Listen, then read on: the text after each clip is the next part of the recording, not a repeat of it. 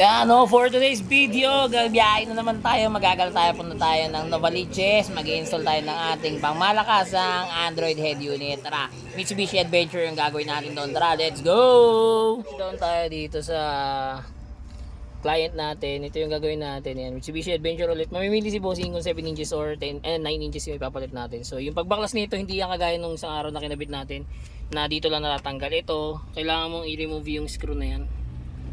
Dalawang screw yan. Yan. Tapos pag na-remove mo yan, tanggalin mo to. Saka mo tanggalin yung pinaka-panel frame. Nabaklas na natin, wiring na tayo yan. So, tapos nito, babalik natin, kakabit natin yung Android yun. Tayo mag-install ng 7 inches Android dito sa Mitsubishi Adventure. Ayan. Ito yung sinasabi natin na may Apple CarPlay and Android Auto na. Ito, ayan. Sa mga gusto po mag-avail niyan, drop message lang. Yan. Kasama pa rin sa package natin yung reverse camera, di mawawala. Sir, pasuyo nga pa, reverse ako.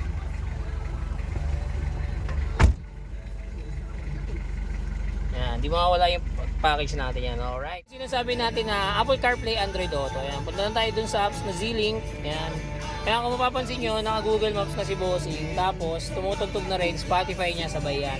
So, pwede mo rin yan pagsabayin talaga. Yan, Spotify. Tapos, ito, yung Android Auto, Apple CarPlay na tinatawag. Nakapag-maps na siya. Pag gusto nyo malaki siya, yan.